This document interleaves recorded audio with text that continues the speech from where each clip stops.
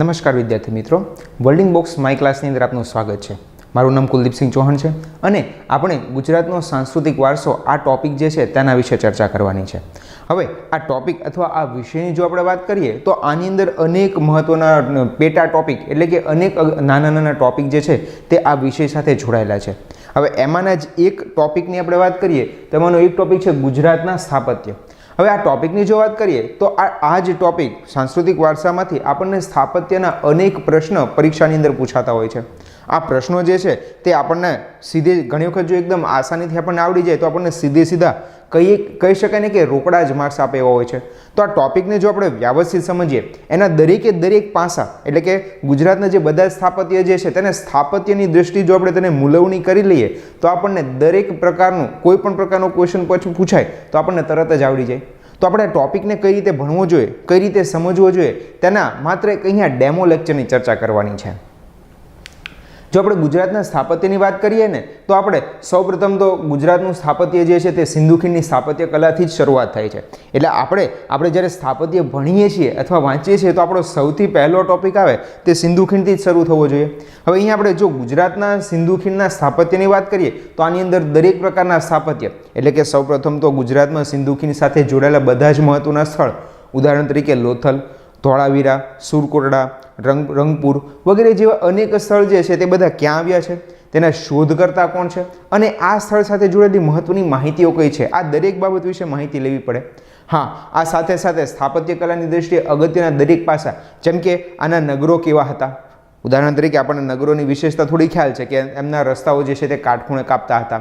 તેમાં તેના નગર જે છે તે બે ભાગમાં વહેંચાયેલા હતા, એક ભાગને સિટાડેલ જ્યારે બીજા ભાગને સામાન્ય લોકો માટેના આવાસ, એ રીતે બે ભાગમાં વહેંચાયેલા હતા। તો સ્થાપત્ય કલામાં સિંધુ ખીણની અંદર જે પણ કઈ વિશેષતા હતી તે દરેક વિશેષતાઓ શું હતું તે દરેક વિશે આપણે આ ટોપિકની અંદર અહીંયાથી માહિતી મળી શકે। તેના પછી ગુજરાતના સ્થાપત્યની જો આપણે આગળ વાત કરીએ તો એના પછી મૌર્યકાલીન સ્થાપત્ય આવે છે। એટલે કે મૌર્ય સમયગાળાની અંદર ગુજરાતની અંદર જે સ્તૂપ, જે વિહાર અને જે શિલાલેખ વગેરે બન્યા છે તેના વિશે આપણે અહીંયા માહિતી લેવી પડે અને એના સાથે જોડેલા મહત્વના ફેક્ટની ચર્ચા કરવી પડે। હવે મૌર્ય સમયગાળાના એક મહત્વના સ્થાપત્ય વિશે આપણને ખ્યાલ જ છે કે જે શિલાલેખની આપણે વાત કરીએ તો જૂનાગઢનો શિલાલેખ અને એની જ સાથે એના જ નજીક આવેલું સુદર્શન તળાવ। તો અહીંયા આપણને ખ્યાલ છે કે અલગ અલગ સમયગાળાની અંદર 3 થી 4 રાજાઓ થયા। આ એમણે પોતાના સુબાઓના માધ્યમથી, સુબાઓની મદદ દ્વારા અહીંયા સરોવરનું નિર્માણ કરાવ્યું છે અથવા તેમાંથી સિંચાઈ માટે નદીઓ બહાર પાડી છે અથવા તો તેનું રિપેરિંગ કામ કરાવ્યું છે। તો આ કયા રાજા છે, કયા સુબા છે વગેરે વિશેની માહિતી આપણને અનેક વખત પરીક્ષામાં પૂછાઈ ચૂકેલી છે। તો આપણે આ ટોપિકની અંદર એમાં ડિટેલમાં ચર્ચા કરવાની રહે।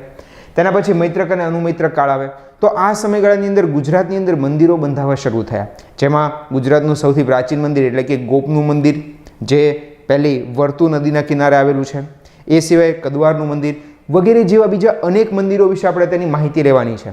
આ મંદિરો કેવા પ્રકારની વિશેષતાઓ ધરાવે છે, સ્થાપત્ય કલાની દ્રષ્ટિએ તેની શું અગત્યતા છે વગેરે વિશેની માહિતી આપણને મૈત્રક અને અનુમૈત્રક કાળના સમયગાળાના સ્થાપત્યમાંથી મળી રહે છે।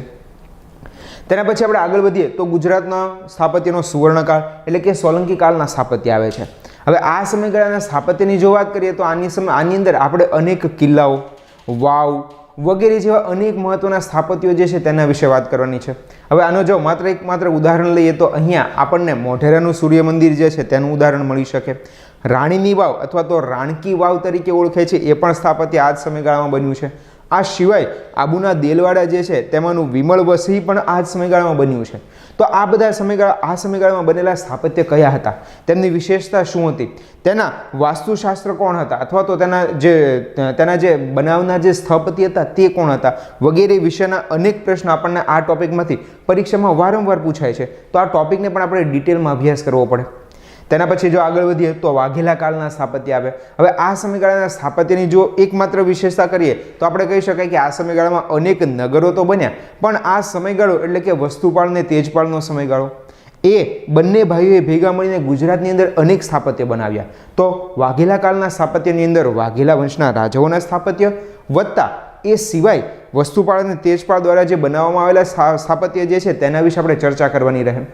હવે આપણે આ બંને ટોપિકની ચર્ચા તો કરી લઈએ, પણ એના સિવાય પણ સોલંકી અને વાઘેલા સમયગાળાની અંદર અન્ય અનેક સ્થાપત્ય બન્યા છે. ઉદાહરણ તરીકે આ સમયગાળામાં અનેક કિલ્લાઓ બન્યા છે, વાવ બની છે, ગુફા સ્થાપત્ય બન્યા છે. તો આ બંને સ્થાપત્યમાં બંને રાજાઓના સમયગાળામાં અનેક સ્થાપત્ય બન્યા છે, પણ એ સિવાય પણ આ સમયગાળામાં બીજા અનેક નાના સ્થાપત્ય છે. તો એમની પણ આપણે ખાસ ચર્ચા કરવાની રહે.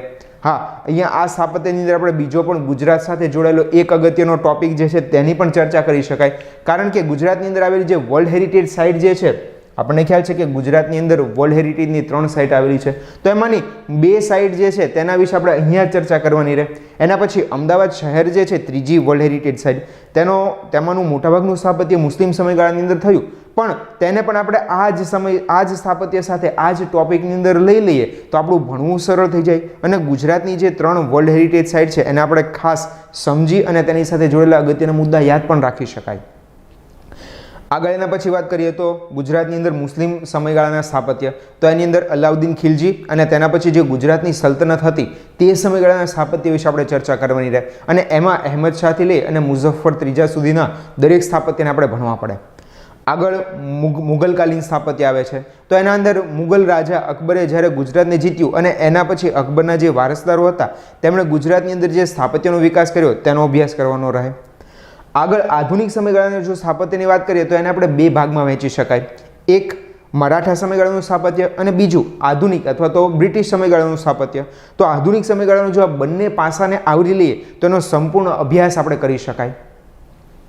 તો અહીંયા સિંધુ સભ્યતા અથવા તો આપણે જે ગુજરાતના જે સ્થાપત્ય જે છે તેને આપણે કઈ રીતે ભણવા જોઈએ તેના વિશે આપણે એક માહિતી લીધી.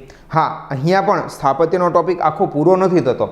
આમ એવું લાગે કે પ્રાચીનથી લઈને આધુનિક સુધી આવી ગયું, તો હવે તો દરેક વસ્તુ જે છે તેનો આપણે સ્થાપત્યમાં સમાવેશ કરી લીધો, પણ આ ટોપિક જે છે તેને હજી પણ વધારે ઊંડાણપૂર્વક સમજવાની જરૂર છે. અને એના માટે ગુજરાતના અન્ય સ્થાપત્ય એવી રીતે આપણે એક ટોપિક બનાવી અને એની અંદર જે બાકી બધા જ બચેલા સ્થાપત્ય જે છે તે બધાને આપણે ભણી લઈએ ત્યારે આપણો ટોપિક પૂરો થાય છે. ઉદાહરણ તરીકે આપણે અન્ય સ્થાપત્યમાં વાત કરીએ તો ગુજરાતમાં અલગ અલગ સમયગાળામાં અનેક મંદિરો બનેલા છે. તો આવા મંદિર સ્થાપત્ય જે છે તે ગુજરાતની અંદર કયા હતા?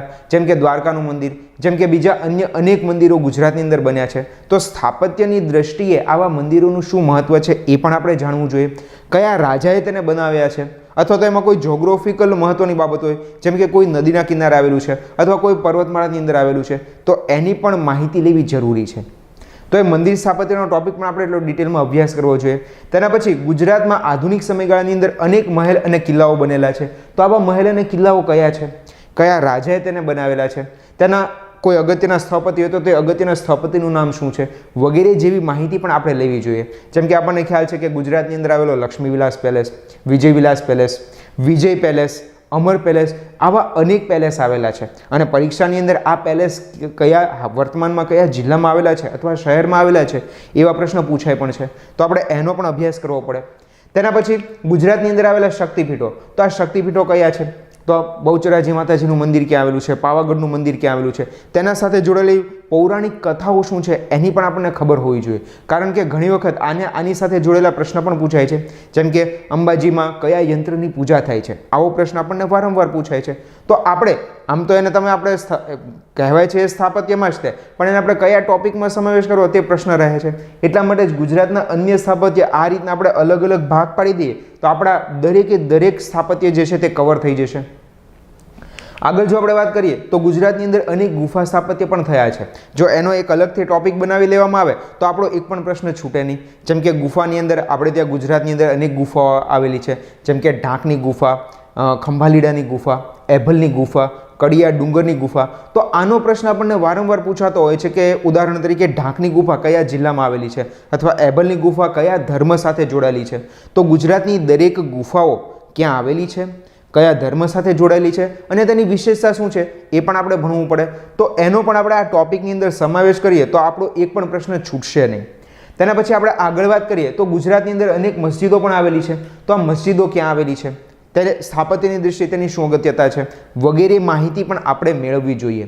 તો આપણે આ બધા ટોપિક જે છે તેની આપણે વિશેષ ચર્ચાઓ કરતા જઈએ તો આપણને એમાંનો આપણો એક પણ પ્રશ્ન છૂટે નહીં. આપણે એના પછી આગળ વાત કરીએ તો એક આવે છે ગુજરાતનું હવેલી સ્થાપત્ય. તો ગુજરાતની અંદર લગભગ કહી શકાય કે આધુનિક સમયગાળામાં આવી અનેક હવેલીઓ બની. તો હવેલી શું છે, તેનો અર્થ શું છે, સ્થાપત્યની દ્રષ્ટિએ તેનું શું મહત્વ છે, હવેલીમાં પણ અલગ અલગ અનેક ભાગ આવેલા હોય છે, તો એ ભાગને શું કહે છે, અને ગુજરાતની અંદર આવેલી ફેમસ હવેલીઓ કઈ કઈ છે વગેરે જેવી માહિતી પણ આપણને હોવી જોઈએ. હા, આ ટોપિક વિશે આપણને એ પણ ખબર છે કે આના રિલેટેડ પ્રશ્ન પ્રિલિમમાં તો પૂછાય જ છે, પરંતુ મેઇન્સ એટલે કે મુખ્ય પરીક્ષામાં પણ આ ટોપિક આપણને પૂછાઈ ચૂક્યો છે. તો આવા પ્રશ્ન, આ હવેલી સ્થાપત્ય શું છે અને તેની સાથે કયા ફેક્ટ જોડાયેલા છે એ પણ આપણે જાણવું ખૂબ જ જરૂરી છે. આગળ જો વાત કરીએ તો અન્ય સ્થાપત્યમાં એક સૌથી છેલ્લો ટોપિક બચે છે વાવ સ્થાપત્ય. તો ગુજરાતની અંદર કઈ વાવ આવેલી છે, તેમાં સ્થાપત્યની દ્રષ્ટિએ શું મહત્વનું છે, કયા સમયગાળામાં અથવા કયા રાજાએ કે રાણીએ તેને બનાવી છે વગેરે જેવી માહિતી આપણને વારંવાર પરીક્ષામાં પૂછાય છે. આમ પણ આપણને ખ્યાલ છે કે વાવ જે છે તેના અલગ અલગ ઘણા બધા પ્રકાર છે, તો કયા પ્રકારની કઈ વાવ છે આવી દરેક માહિતી આપણને હોવી જોઈએ. તો જો આપણે સ્થાપત્યનો પ્રાચીન, આપણાની પહેલાંની સ્લાઇડમાં જે રીતે વાત કરી કે પ્રાચીનથી લઈને આધુનિક સુધી આપણે ચર્ચા કરીએ, એ સાથે સાથે આપણે જો આવા નાના નાના અનેક ટોપિકોનો સમાવેશ કરી લે તો જ આપણો સ્થાપત્યનો આખો ટોપિક જે છે તે પૂરો થાય છે. અને હા, સ્થાપત્યમાં આપણે આટલા મુદ્દા આવરી લઈએ એની સાથે આપણો એક મુદ્દો એ પણ લેવો પડે કે ગુજરાતમાં જાણીતા સ્થાપતિઓ, તો આની અંદર આપણે પ્રભાશંકર સોમપુરા, બાલકૃષ્ણ દોશી વગેરેની વાત કરી શકીએ કે જેણે ગુજરાતની અંદર અનેક સ્થાપત્ય બનાવ્યા છે, તો એમના વિશેના પ્રશ્ન પણ આપણને પૂછાય છે. જો આપણે આ દરેકની ચર્ચા કરીએ ને ત્યારે જ આપણો ગુજરાતના સ્થાપત્યનો ટોપિક પૂરો થાય છે. તો આપણે આ બધા જ મુદ્દાઓનો સમાવેશ કરી અને આપણી જે વિડીયો લેક્ચરની સિરીઝ છે એના અંદર આપણે આના માટેનો આખા વિડીયો જે છે તે રજૂ કરેલા છે. હા, અહીંયા તમને ઉદાહરણ માટે એટલું કહી શકાય કે ગુજરાતની અંદર ઉદાહરણ તરીકે સોલંકી યુગનું સ્થાપત્યની જો આપણે વાત કરીએ તો એમાં આપણને ખ્યાલ છે કે ભીમદેવ પ્રથમ નામના રાજા થયા હતા. તો એમાં પણ આપણે કયા કયા મુદ્દાઓનો સમાવેશ કરવો જોઈએ તેના વિશે પણ અહીંયા આપણે એક નાની એવી ચર્ચા કરી શકાય. જેમ કે ભીમદેવના સમયગાળામાં કયા કયા મંદિરો તેમણે બંધાવ્યા છે. ઉદાહરણ તરીકે તેમણે સોમનાથનું મંદિર બનાવ્યું છે, કુંભારિયાના દેરા તેમના સમયગાળામાં બનેલા છે, મોઢેરાનું સૂર્ય મંદિર પણ તેમના સમયગાળામાં બનેલું છે, આબુ પરનો આદિનાથના જૈન દેરાસર પણ તેમના સમયગાળામાં જ તેમના મંત્રી વિમળ મંત્રી બનાવ્યા છે, અને રાણીની વાવ અથવા રાણકી વાવ પણ તેમના જ રાણીએ બનાવેલી છે. તો આ દરેકે દરેક સ્થાપત્ય ભીમદેવના સમયગાળામાં બન્યા છે. આ સ્થાપત્યની શું વિશેષતા છે અને એમાં કયા કયા, એમાં ઉદાહરણ તરીકે એની અંદર કોઈ નવી બાબત હોય, ઉદાહરણ તરીકે આપણને ખ્યાલ છે કે મોઢેરાનું સૂર્ય મંદિર જે છે તો ત્યાં એક મંડપ આવેલો છે, તો એને નૃત્ય મંડપ તરીકે ઓળખાય છે. તો આવા ઝીણા ફેક્ટ જે છે તે બધા આપણે જો કવર કરીએ તો જ આપણો સ્થાપત્યનો આખો ટોપિક પૂરો થાય છે. તો આપણે આપણા ટોપિક જે છે તેને આપણે આ રીતે કવર કરવાના છે. હા, ભીમદેવના સમયગાળામાં સોમનાથના મંદિર વિશે પણ આપણે વાત કરી શકીએ. આ મંદિર જે છે તેના સ્થાપત્યની દ્રષ્ટિએ શું વિશેષતા હતી, તેમાં કયો મંડપ હતો, તેમણે કયા મંડપનું નિર્માણ કરાવ્યું હતું વગેરે વિશે પણ માહિતી લેવી જોઈએ. તો આ દરેક વિશે આપણે ચર્ચા કરીએ ત્યારે જ આપણો ટોપિક જે છે તે પૂરો થાય છે. અને હા, એમના અગત્યના સ્થાપત્ય તો આપણે ભણીએ જ છીએ, પણ એ સિવાય તેમણે બનાવેલા અન્ય મંદિર વિશે પણ આપણને માહિતી હોવી જોઈએ. જેમ કે ભીમદેવે ભીમેશ્વર અને લીલેશ્વર મંદિર બનાવ્યું છે. તો આના વિશે પણ આપણે માહિતી લઈએ ત્યારે જ આપણો ટોપિક જે છે તે સંપૂર્ણ રીતે પૂરો થાય છે. તો આપણે ગુજરાતના સ્થાપત્ય, આ જે ટોપિક જે છે તેની આટલી ડિટેલમાં ચર્ચા કરીએ ત્યારે આપણે પરીક્ષામાં પૂછાનારો કોઈ પણ પ્રશ્ન હોય તેનો જવાબ આપવા માટે સક્ષમ બનીએ છીએ. તો અહીંયા આપણે જે ગુજરાતનો સ્થાપત્યનો ટોપિક જે છે તેને કઈ રીતે ભણવો જોઈએ તેના એકમાત્ર એની થોડી નાની એવી ચર્ચા કરી. તો આ ટોપિક જે છે તેને આવી જ રીતે ડિટેલમાં ભણવા માટે તમે પ્લે સ્ટોરમાં જઈ અને ગોલ્ડન બોક્સની માય ક્લાસ એપને ડાઉનલોડ કરી શકો છો અને મારા વિડીયો એટલે કે કુલદીપસિંહ ચૌહાણના વિડીયો જે છે તેને સબસ્ક્રાઈબ કરી શકો છો.